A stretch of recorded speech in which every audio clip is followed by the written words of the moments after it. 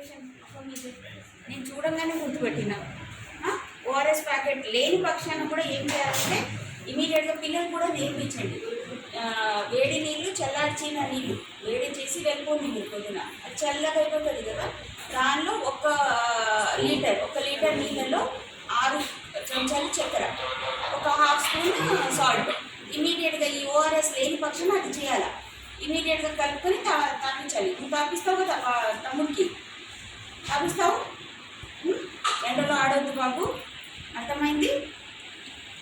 నేను చాలా సివియర్ ఉన్నామ్మా, మేమే తట్టుకోలేకపోతున్నాం. ఇంత తిరిగినా కూడా తట్టుకోలేని పరిస్థితి. పిల్లలు, పెద్దవాళ్ళు ఇంకా జాగ్రత్తగా ఉన్నారు, అర్థమైంది? ఓఆర్ఎస్ ప్యాకెట్ ఇస్తారు. లేని పక్షాన ఏం చేయాలి చెప్పాను? ఈ 1 లీటర్ బాటిల్ ఉంది కదా, ఇంకా 6 చెంచాలు చక్కెర వేయాలి, ఇంకా 1/2 స్పూన్ సాల్ట్, ఉప్పు. అర్థమైందా? అది కూడా చేసి పెట్టేసేయండి, మనం తాగుతూ ఉండాలి.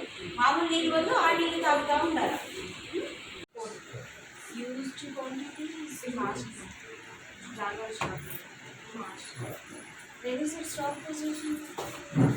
ఇది మనము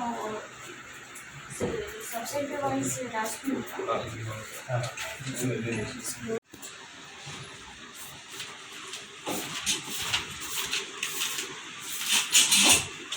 What is the stop position in sub-centers? అంటే జనరల్గా ఈ ఎమ్మెల్యే స్కూల్ ఉన్న దగ్గరనే I think it's daytime now. UPSC అవును, సబ్-సెంటర్స్ వీకే సబ్-సెంటర్స్ కదా. కల్లెడ్లో మేము ఇప్పుడు ఎంత ఉన్నాయమ్మా మీ దగ్గర? 650 స్టాప్. ఎన్ని వర్క్స్ అనాలిసిస్ వెబ్సైట్స్ ఒకటే అక్కడ పెట్టారు. వాటర్ కూడా 1500 ఇచ్చాం మేడం. ఎన్ఆర్జీఎస్ వర్క్ కింద ఎంపీఓ అడిగితే 1500 ఇచ్చాం. మాకంటే వాళ్ళకి మనకు 100 తీసుకుని డిస్ట్రిబ్యూషన్, ఇంకొక 100 మన జీప్లో స్టాక్ పెట్టాము. స్కూల్స్లో కూడా పెట్టాలి. ఎందుకంటే మిగతా మధ్యాహ్నం పిల్లలు వెళ్తూ ఉంటాము. సో మార్నింగ్ పూట కానివ్వండి, ఇది కానివ్వండి, ఏమైనా హాస్టల్స్ అందుబాటులో ఉంటే కూడా పెట్టాలి. తర్వాత ఎన్ఆర్జీఎస్ వెబ్సైట్ ఇది వీళ్ళ దగ్గర ఎస్పెషల్లీ.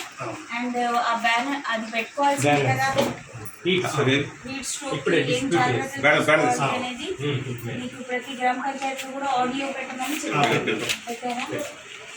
అలాగే మార్నింగ్ మన జేపీ డాక్టర్తో వేసి పంపిస్తున్నాం, దాన్ని అడ్వర్టైజ్మెంట్ చేస్తాం. మెట్రలాజికల్ డిపార్ట్మెంట్, అదేవిధంగా గౌరవ సిఎస్ గారు, అదేవిధంగా హెల్త్ డిపార్ట్మెంట్ ఆదేశాల మేరకు మనకి హెల్త్కి సంబంధించి అంటే హీట్ వేవ్కి సంబంధించిన కొన్ని అడ్వైజరీస్ జారీ చేయడం జరిగింది. దీనిలో భాగంగానే జిల్లాలో ఒక కమిటీ, అదేవిధంగా వివిధ స్థాయిలో కమిటీలు కూడా ఏర్పాటు చేయడం జరిగింది.